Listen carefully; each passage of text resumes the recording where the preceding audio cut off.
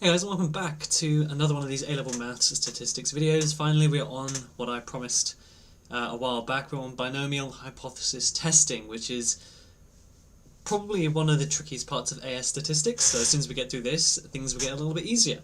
So I thought we would just do it just by essentially doing, because this can be kind of difficult to actually explain. So I think it's best to just learn by doing. So if we have a look here, the discrete random variable x is modelled by, that's what this little wavy tilde means, is modelled by b for binomial, so this is a binomial distribution. There are some other types of distribution you may come across, for example a normal distribution, and that would be a capital N instead, so N for normal, B for binomial. And binomial distributions are always written like this. Okay. Now, N is just the size of the trial. So this could be kind of a population size or how many times you do it. So you can just say it's the trial number. This will make a lot more sense as we go through a few more examples, I promise. And this P is probability of failure. Okay. Now the key thing to think about here is sometimes they ask you to use an appropriate distribution. Now of course at the moment we only have binomial distributions, so the only appropriate one is binomial. But for those of you that have already gone a bit further ahead, or when you finally get to things like normal distributions, you need to be able to choose what, choose what you need, right? Choose which distribution. The by part of binomial means 2, so essentially this can only be used if there is only 2 outcomes, which you can broadly call success and failure.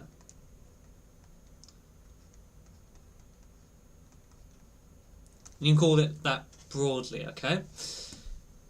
And you also need to know the number of trials, n, and you also need to know the probability of failure or success, because then you can just do 1 minus it for failure because there's only 2 outcomes, okay? Now, how do we do this? Well, it's actually not too tricky. We do the whole thing on the calculator. Now, for now, this isn't going to be too tricky. However, it does get tricky, because what you do in the calculator, if it's equal to, okay, so if you see the equal sign, you're going to go to mode, and again I'd recommend you get this kind of calculator here, the FX517991X. I'll make it a bit bigger for the purpose of this lesson. You're going to go to menu and you're going to press option 7, or you can navigate there, which is distribution. Press equals, and here you have your normal distributions, you have your inverse normal distributions, which you won't use in statistics for now, and then we have the binomial ones. Okay. Now you want to look for binomial PD. PD stands for probability distribution, and this is what you use if you have an equal sign. Okay, so I'm going to write that down. Equal sign means you use the PD option. Okay, so in this case we're going to pick option 4, binomial PD. Now you have 2 options, list and variable. Now in most cases you get given a variable, so you get this kind of thing here. List is a bit trickier, and essentially it's what you use if you are searching for a specific value. Okay, we're going to use list a bit later on when we do hypothesis testing, but if when we want to find critical regions, basically you use list in order to find a list of all of the different probabilities, okay, which can be useful in certain questions. So it might say, for example, find the value of x when the probability is 0.617 or something. That could happen, but for most cases, 99% of the time, you're going to use the variable function, okay? Press 2 for variable, and now you're filling in x, n, and p. Now, n and p are just the 2 values in the b part. So in this case, we have n here, and we have p here. And x is just whatever this value is, okay, in the actual distribution itself. So x in this case is going to be 5, you press equals. N is 15, equals, and P, the probability of, again, success or failure, is 0.35. Press equals, nothing happens yet, press equals again, and we get our actual probability. And normally they want you to give it to 4 or 5 decimal places, so because it didn't specify, I'm just going to give it to 4 to make my life a bit easier. So 0.2123. 0.2123. Perfect, okay? Now, what about when it has a less than sign? Well, if it has a less than sign or a greater than sign, you're going to use the CD option. Okay? So again, this is if it has less than, greater than, less than equals, or greater than equals. And they've actually given us a slightly tricky one to start with. Because with the next option that I'm going to show you, so we're going to go 7 and go down 1, binomial CD, the C stands for cumulative distribution. So it means add up all of the probabilities up to a certain number. So the way it would work in the bottom case, I'm actually going to do part C first because I think it makes more sense. Okay, it's going to take the probability that x is 0 and the probability that x is 1, 2, 3, 4, 5, 6, 7, 8, 9, 10 and add them all together. So it's the probability of either 10 or fewer of these things happening. Okay? Now, here's the key thing to remember. Your calculator only ever works like this. It's less than equal to whatever the other number is, right? So whatever number it happens to be. So when we have x is less than 4, we actually have to work out in our calculator x is less than equal to 3, because less than 4 is less than equal to 3. So when I go to variable now, x is not going to be 4, it's going to be 3. And everything else stays the same, so I can press equals twice, and I get 0.1727. So 1727. Oh, that was tricky for some reason. And then for the next part, again, I'm just going to press equals to go back. And the next one is 10 because it is actually less than equal to, okay? So 0.9972 to 4 decimal places. So that's the kind of basics covered, okay? So unfortunately it does get a bit more tricky than this, but this is the basics of what we're going to do. We're going to continuously use this function on our calculator in order to work out different probabilities and use them in questions. Now, remember how I said I recommend this calculator? The reason for that is the alternative is you have to look up the probability tables which they get given you in a data sheet, but there's about 10 pages of them, and scanning through that is very tedious, so I'd recommend just using a calculator, okay? But technically you can use the large data sheet that you get given, or the little booklet you get. But again, this is the basics of what we're going to do. This basically covers binomial, so discrete random variables, and hypothesis testing. It covers all of that, okay? And all we're going to be doing is doing this. However, we use different contexts, which is where things get a bit trickier, okay? So if we go to the first question, the probability of Harry being late for school is 0.1. Over a term of 30 days, find the probability that Harry is late 1 time, more than 4 times, less than 3 times. So the first thing we need to realise is that we can use a binomial distribution. Why? Because there are 2 options. He's either late or not late. Okay? So I'm going to say that this probability can be modelled as a binomial distribution, so B. Now, what's the number of trials? Well, it's a 30-day term, apparently. Okay? And the probability of him being late is 0.1. Okay? So we'll come on to hypothesis testing in a second. So, that's going to be our binomial distribution for now. There are 30 trials, because it says there's 30 days, and the probability of being late is 0.1. So exactly 1 time means you're looking for the probability that x equals 1. So again, hopefully that clicks into your mind that you're going to be using binomial PD, so probability distribution, because again, it's an equal sign. So we're going to be using PD. Okay. Then again, we're going to use variable. So here, x is exactly 1 time.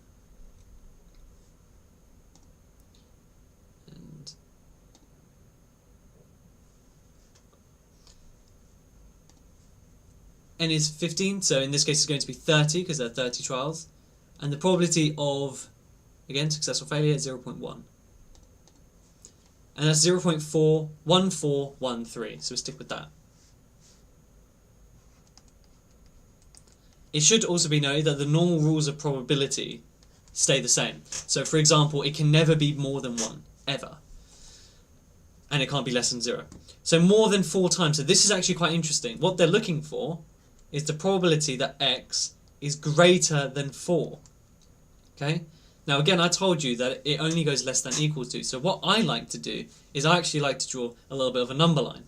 So if I draw the number line, we have, let's say, 0, 1, 2, 3, 4, 5, and 6. Yeah. So if I want the probability that it's greater than 4, okay, and my cumulative distribution only goes up from 0, okay, so it goes into this region, so it will go something like,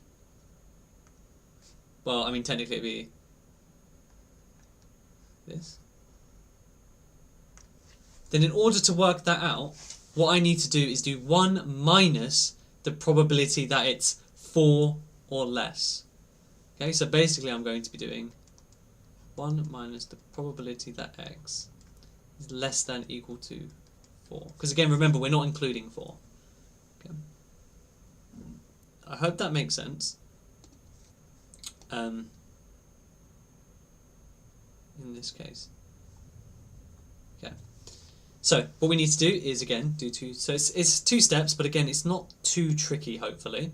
So we're going to press equals, and we're going to go back actually, and we're going to do cumulative distribution. So CD variable x in this case is going to be 4, and 13 0.1. So it does carry over, which is quite nice. Right, so this actually carries over. I only entered the x, I didn't enter n or p, but make sure you check it anyway. That's 0.8245. So we have 1 minus. Now, I know what you're going to say, it's a bit tedious to try and type this in, but what you can do is once you have that value, go to menu, press the number 1 or go over to calculate, and then do 1 minus answer, and it will give you your value. And then again, 4 decimal places, so 0.1755.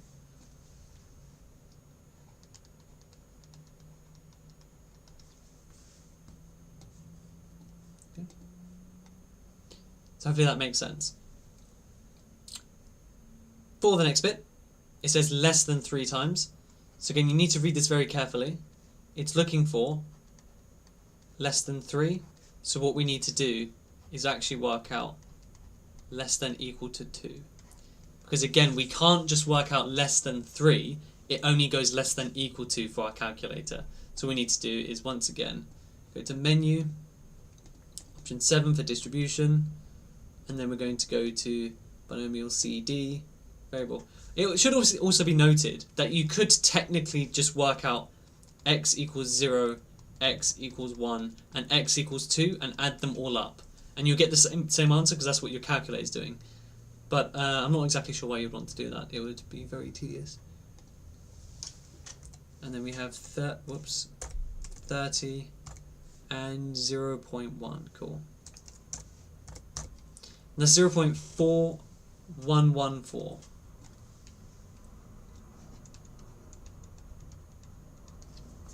Okay.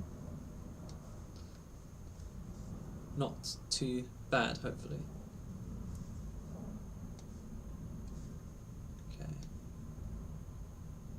Perfect. So, if we go to the next question now, we have this. This is basically the most complicated that it can become in terms of everything before hypothesis testing. We need to find the probability that 3 is between x and 7. And the distribution we're using is 4. Okay. Again, I would recommend personally using a number line. So if we just do again 0, 1, 2, 3, 4, 5, 8, 8. The values I'm looking for, right, is 0 up to and including 7. So I'm about to get onto that in terms of using the calculator for hypothesis testing. It's literally part B and C for this. Okay? So it's going to come up in a second, I promise. So, in order to work out this, again, remember, we can only go left to right from our calculator. So what we're going to do is we're going to work out all of the values up to and including 7, and we're going to subtract all of the values up to and including 3. Okay? So, what we're going to do, just to make this clear, this is equal to the probability of x being less than or equal to 7 minus the probability of x being less than or equal to 3. So we need two values in this case, and subtract them.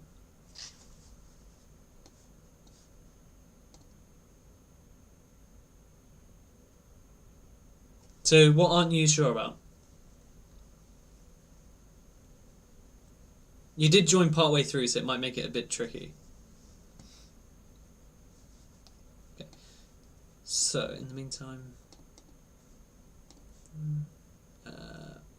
binomial CD, and again we're just entering in the values.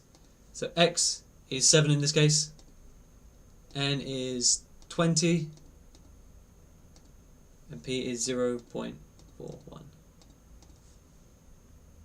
And that gives me 0.3804.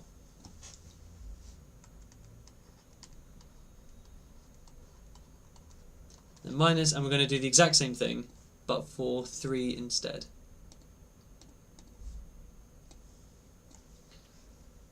Zero point 0.0128. Okay, so just rounded both of them to 4 decimal places. What we're going to do, go back to calculate and do 0.3804 minus answer. You get 0.3676.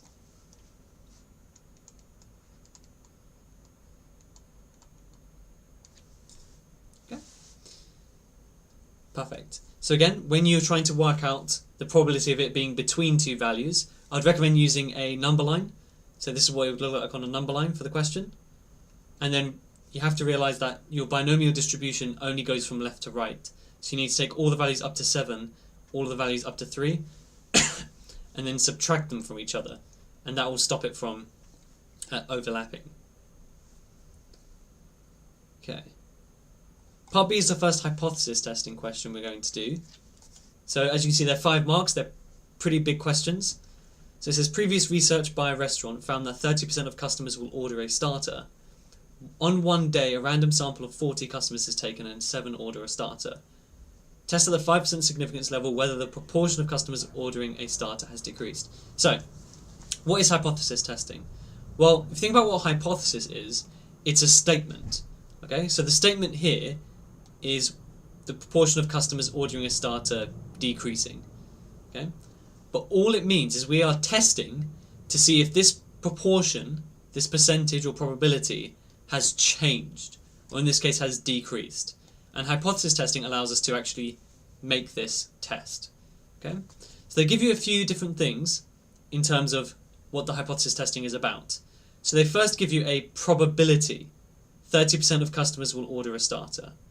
Okay, so that probability is 0.3 as a decimal. Okay, and they give you a sample of 40 customers and 7 ordering a starter. Okay, so I can write this as a binomial distribution. Either they order a starter or they don't. So I'm going to say that it's B, 40 customers at 0.3. Okay, so here's how hypothesis testing works. Okay, the first thing you do is you state what your null hypothesis is. So, null hypothesis, what is it? It is the hypothesis that is established to be true. Okay, so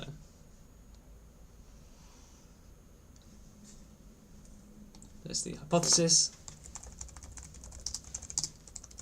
that is established to be true. Okay, so in this case, can you see that the probability is 30%, and that's established from what it was, right? They've said that previous research found it's 30%. We're testing to see if that 30% has changed. So the null hypothesis, the hypothesis if nothing has changed, is that the probability is still 0.3. And this is actually probability we're going to assume to be true. Okay? Just as a reminder, you first define your null hypothesis. This is what the probability is established to be true. Okay, so if you look here, they've already said that it's 30%. That's known, it's established. Okay, so that's your null hypothesis. You next need to choose your alternate hypothesis. So if the null hypothesis is wrong, then you are going to accept whatever your alternate hypothesis is. And the alternate hypothesis is whatever you're testing. So you can write P. Now what it says is whether the proportion of customers ordering a starter has decreased. So we're testing if it's less than 0.3. You need to be very careful when you read the question, okay? 30% order a starter, we're testing if the percentage of people ordering a starter has decreased. Okay? Perfect. So far, I'm hoping that makes sense. The null hypothesis is what's already been established to be true. Alternate hypothesis is what you're testing if it's decreased.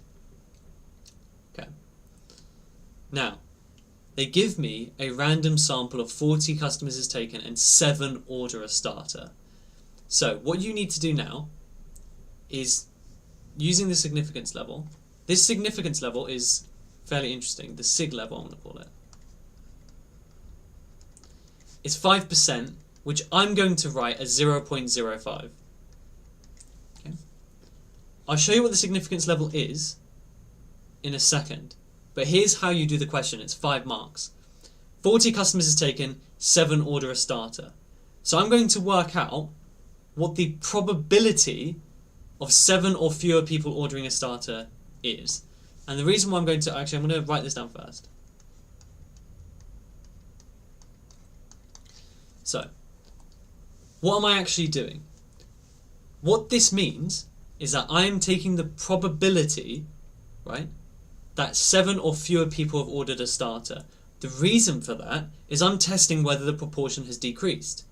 So I'm going to see how likely is it that if my current probability is true of 0.3, that I would have 7 or fewer people ordering a starter out of a sample of 40 people. How likely is that? Okay. So again, this is a very difficult topic to understand. I can show you the method and you'll be fine, but we need to understand it to make it easier, and sometimes they throw, curveballs at you. So just as one more time. This probability I'm working out is the probability that 7 or fewer people ordered a starter, assuming my null hypothesis. Now, if this number's really small, then it's really unlikely for it to have occurred. So it's more likely that the probability is actually decreased, right? So, in your menu, distribution, binomial CD, variable, x is 7,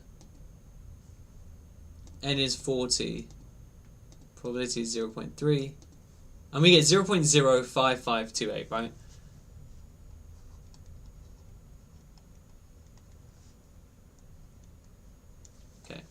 So what that means is basically there is a 5.5% chance that this happened because of this distribution. Okay. So what's the significance level? Well, if you notice, this number is above the significance level, right? It's above the 0.05. So, because it's more than 5%, and this is something we define, there is not enough evidence to support the claim that the proportion of people ordering starters has decreased. Okay? That's a sentence that you'll just learn to memorize, okay? So what is the level of significance? Okay, the level of significance is a percentage that you decide, right? It's a probability that you decide yourself. And if your probability is below that, it means you're going to say, okay, it's actually more likely that the alternate hypothesis is true. Yeah? We're saying that there's only a 5.5% chance that this happened naturally because of this distribution. We're saying that's good enough. That's okay. Right? Part C actually says, what happens if it was a 10% significant level? What would you say? Well, if it's a 10% significance level, then all of a sudden my 5.5% is less than 10%. So what I'm going to say now is the complete opposite. There is, so we would accept H1, right? Because there is enough evidence.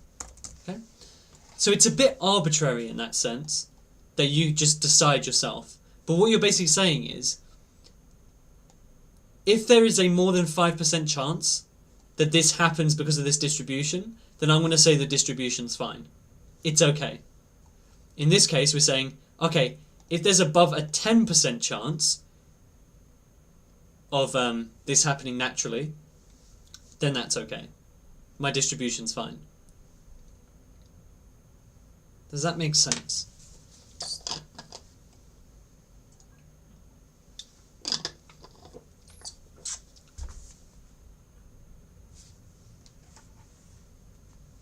So I hope that makes sense. And for those of you that have just joined, we just went through a hypothesis testing question. And we basically tested if the probability is lower. So if you need me to go through that one more time, I'm more than happy to.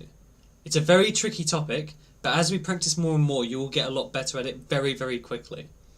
Okay? Because it is a bit of a jarring topic. Okay. Next, the discrete random variable x is modelled by the binomial distribution with a 30 sample size and a 0.58 probability. Part A simply says, find the probability that x is greater than or equal to 12, but hopefully you should know that we can't work that probability out directly. Remember, when you use your cumulative distribution, it only goes less than equals to 12. Okay? So again, you can draw out a little number line just to like test it. So 8, 9, 10, 11, 12, 13. So I want the values greater than and including 12, but my distribution only goes from left up. So what I'm going to do is take all of the values up to 11 and subtract them away. So this is the same as doing the probability of x 1 minus the probability of x being less than or equal to 11. Okay? So let's work that out. So we have 1 minus, and now we're going to go back to our calculator. Again, I'd thoroughly recommend you get a calculator exactly like this one, because it'll make your life a lot easier. So x in this case is 11, is the number we're actually testing. Capital N is, in this case, 30.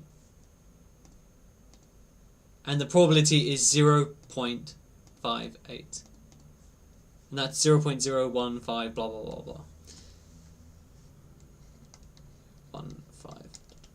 Now again, you can just use a little trick to go menu, go back to calculation, which is option number 1, and do 1 minus answer, and you can get your actual value. And I'd recommend doing this to 4 decimal places, because that's what they tend to ask you for. So 0.9849. Okay. Any questions about that so far? I think that's okay. So, for part B, they give us a hypothesis testing question. Okay. So what it says is a cafe expects 30% of customers, so in other words, the probability is 0.3, to order a coffee with their breakfast. On one particular day, a random sample of 40 customers that ordered breakfast is taken, and 19 of them ordered a coffee. And it says, test at the 1% significance level whether the proportion of customers ordering a coffee had increased. State your hypotheses. This actually gives you 1 mark, just writing the hypotheses. So, the null hypothesis, I'll go through this again, is the kind of pre-established probability. It's the one that we already know is true. So if I have a look at this, they expect 30%. So the null hypothesis is that they're right, that the probability is 30%. You then need to define your alternate hypothesis. So if they're not correct, what's the case? If the probability isn't 30%, what is it? Well, they want us to test if it's increased specifically. So that the probability is greater than 30%. Okay? Now, the sample of 40. So I'm going to now write out my binomial distribution. The sample is 40 and the probability is 0.3. And out of that sample, 19 ordered a coffee, right? So we just do 19. So now I'm going to do my actual hypothesis test. Okay? This has already gotten me marks in the exam. Now, what I want to test is what is the probability that 19 or more people ordered a coffee with their breakfast using this model that we have pre-established. So if they're correct and it's 30%, what's the probability that 19 or more people ordered coffee? Why is it more? Because I'm testing if it's more than 30%. Okay? So, the only way I can do that is by doing 1 minus the probability that x is less than or equal to 18. And again, you can use your number line to verify why. Okay? So let's do it.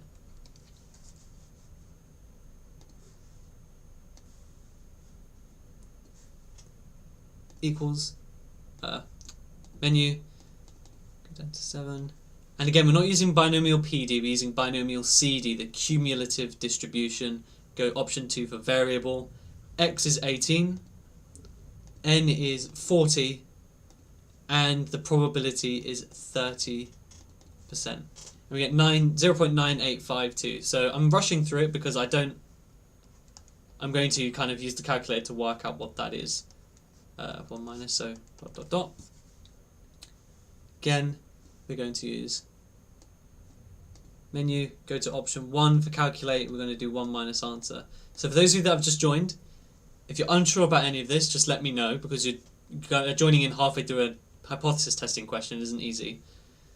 But you're going to get 0.0148.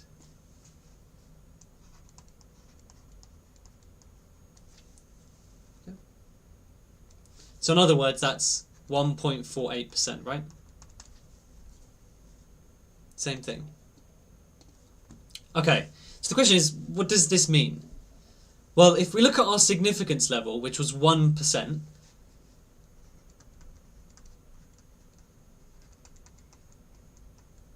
right? 1.48% is bigger than our significance level. So, what we can say from this is, so again, what the significance level is, I'll go through it one more time. It's a bit obscure, but it's basically like a threshold, right? So what I'm saying is, if the probability that this has happened completely naturally using my model, then I'm going to say the probability hasn't changed. There's not enough evidence to say that the probability's changed. Okay, and that's literally what you'd write as your last line. You'd get a mark for that. There is not enough evidence. Enough evidence to support the claim that the probability has increased. Or you can say the proportion. Okay? Because again, we're saying that anything above 1% is completely fine, our model's accurate. Okay? Now part C says, state the conclusion you would have reached if a 5% significance level has been used for the test. Okay. So if 5% was used, well 1.48% is less than 5%. So if we said that anything above 5% is fine, then that means everything below 5%, and what I'm saying is that 1% is really low, 1.48% is really low. There's not enough evidence, there's no way that the probability that the distribution is completely fine. The distribution must be wrong, it must be different, it must have increased. Okay? You would say reject H0 or whatever, so we would accept H1. That's weird, what is that? Okay, 1. There is enough evidence to support the claim that the probability has increased. Okay? So I'm saving like the best question for last, or the most difficult question. But hopefully this is making sense so far.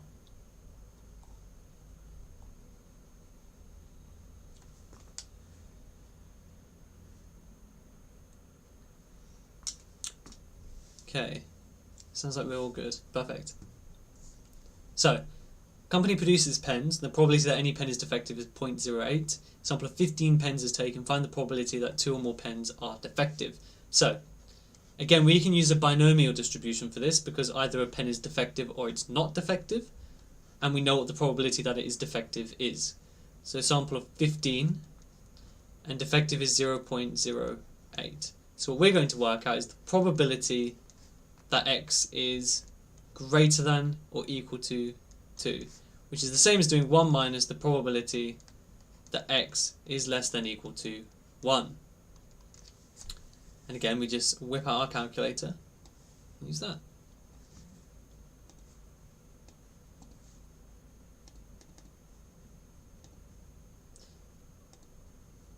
Boom, CD, variable. We're looking for 1 out of a sample of 15. It's an 8% likelihood. So that gives me that number, but again, I'm going to do 1 minus it, so let's go back. 0.3403.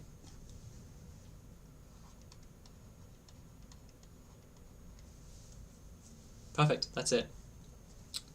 So, an employee claims that the probability that a pen is defective is more than 0.08.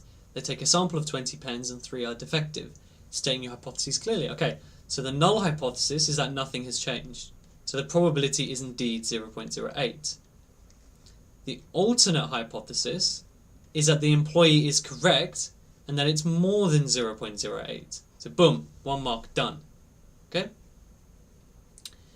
Now in the sample of 20, so we have a sample of 20, 3 are defective. So what we're going to do is we're going to take the probability that x is greater than or equal to 3. Okay? The reason for that is if we're testing if the probability is increased, we want to work out the probability that there's more than that thing happening. So we're going to do 1 minus the probability that x is less than or equal to 2.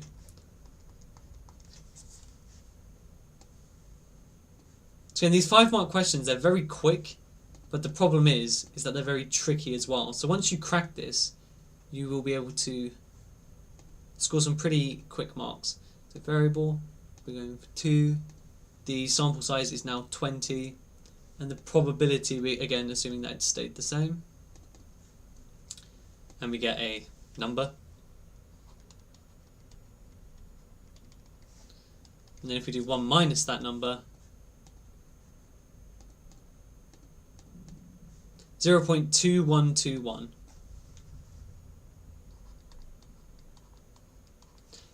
And we're looking at a 5% significance level. So this is the same as 21.21%, which is way bigger than 5%. What that means is we do not have enough evidence. There's a 1 in 5 chance that this probability is completely fine. So, yeah. All we need to do is write except H0, or there's not enough evidence to support the claim that the probability of a defect is greater than 0.2. And that's it. So you get a mark for doing this, a mark for the hypotheses, and you get 3 marks basically for the working out and writing all this down. It's pretty quick. It's not too bad at all. So again, we're going to start slowly speeding up to make sure this is all okay. Okay.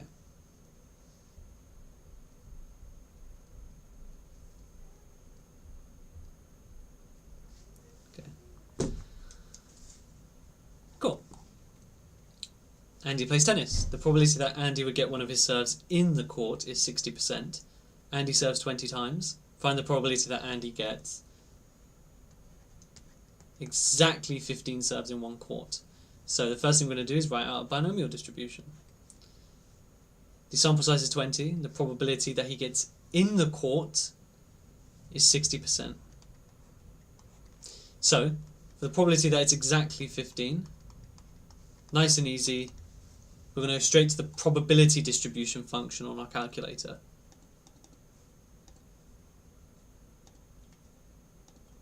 So we're looking for 15 out of 20 and a probability of 0.6. 0.0746.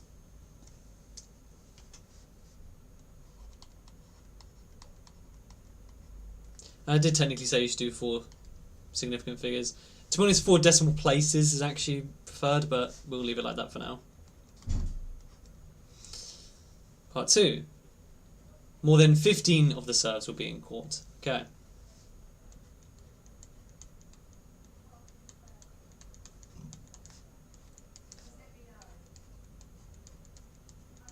Equal to 15. So now we're going to go over to the cumulative distribution, and hopefully it's saved the stuff. Yep. Yeah, it saved the stuff for us. That's handy, and it's actually all fine. We can just get going straight away. So 0.949 blah blah blah, and we're doing 1 minus it anyway. That's why I didn't bother writing the whole thing. So there we have it, and again I'm going to do it to 4 decimal places this time, so actually I do significant figures again. Keep it consistent.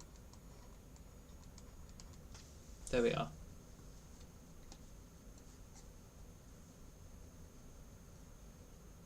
Perfect. Okay.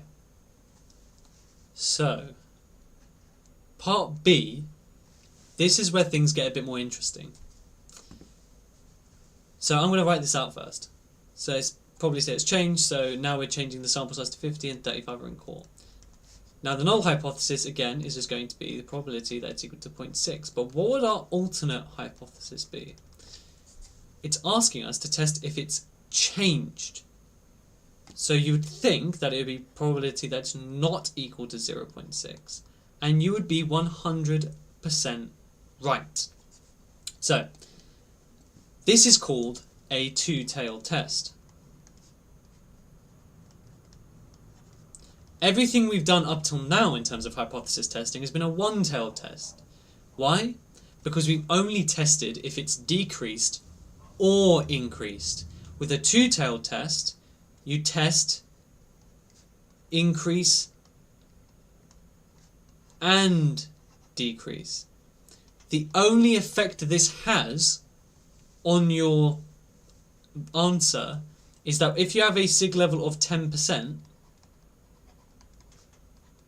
you half it. That is the only impact it has. Other than that, you don't care. Okay? Hopefully that makes sense. The only way, again, what they could is then ask you to do another test where it's less than or greater than, and then you'll be able to kind of determine which one it is. But this test only tells you if the probability's changed. It doesn't tell you if it's gotten bigger or smaller. The other ones test if it's gotten bigger, right? Or smaller. Not, this one doesn't, it doesn't really test either, it just tests if it's changed, okay? So one-tailed tests are more useful, but the problem is that you don't always know if the probability's changed at all. So normally in real life we would do a two-tailed test, then we'd do, if we know that it's changed, we'll do a two one-tailed tests to test if it's bigger or smaller. Okay, so we do the same thing. So we're going to work out the probability that x is greater than or equal to 35. Technically speaking, you could also work out that it's less than or equal to 35 and do the exact same thing, okay? So you can work out either or, okay? But for this, I'm just going to do this way just because I want to. But you can do it whichever way you like, okay? So, 7. I'm going to test 34, almost put 35, out of 50 serves. Probability of 0.6. We get that, and then I'm going to go straight back to this, do 1 minus answer. We get 0.095, blah, blah, blah, blah, blah. So that's equal to 9.55%, which is bigger than 5%. So now you can see how they would screw you over, right?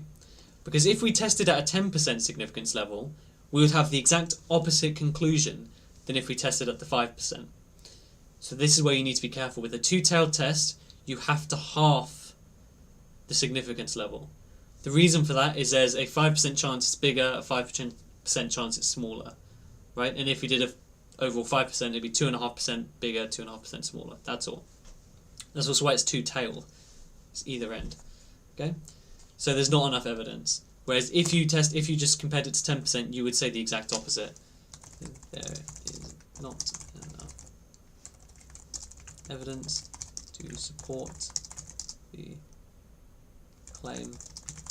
Probability not has increased or changed or decreased, has changed just in general.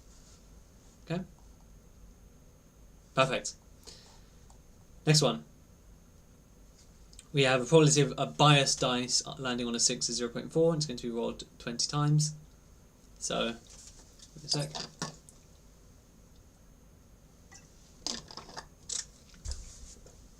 Okay.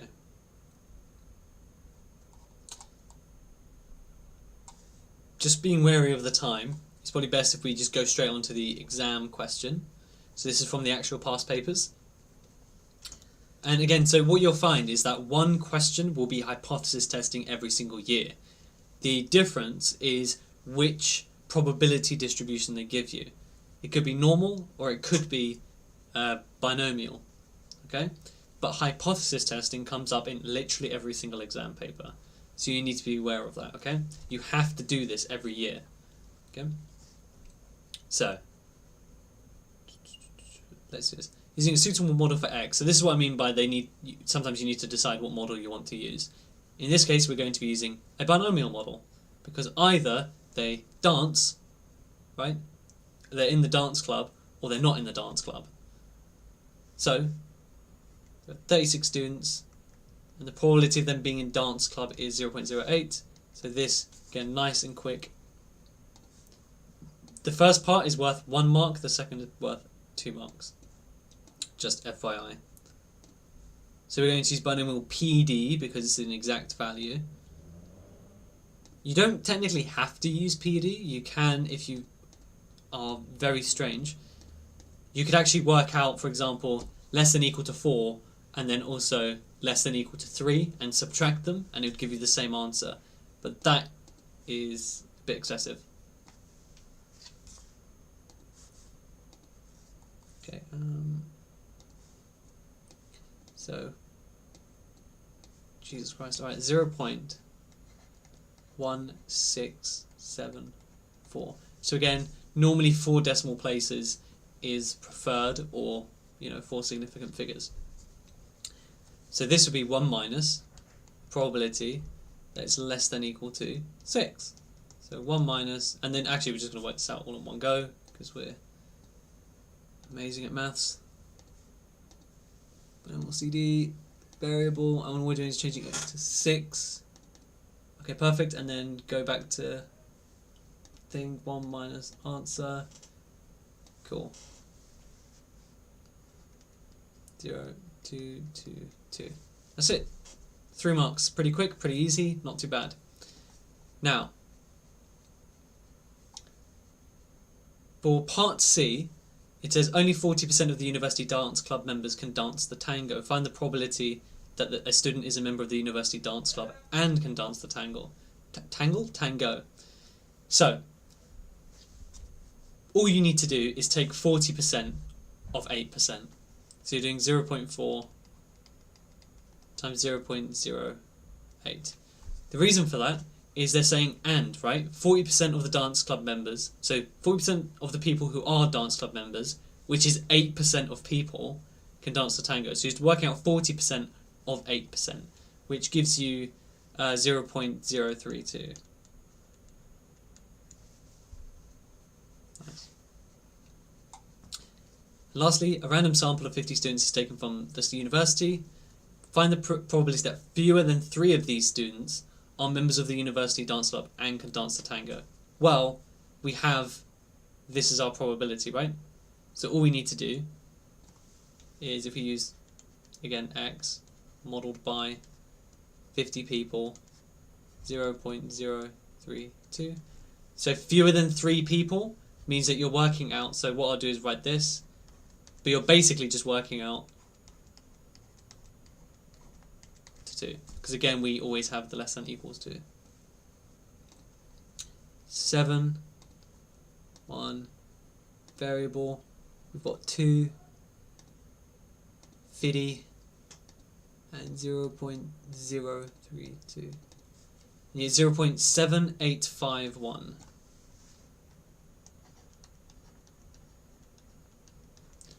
That would be it. So hopefully you are okay with this kind of introduction to binomial distribution and hypothesis testing. This is basically everything you need to know. So I'd recommend just trying to get as much practice as humanly possible in terms of this. And other than that, if there are no questions, then I think we're free to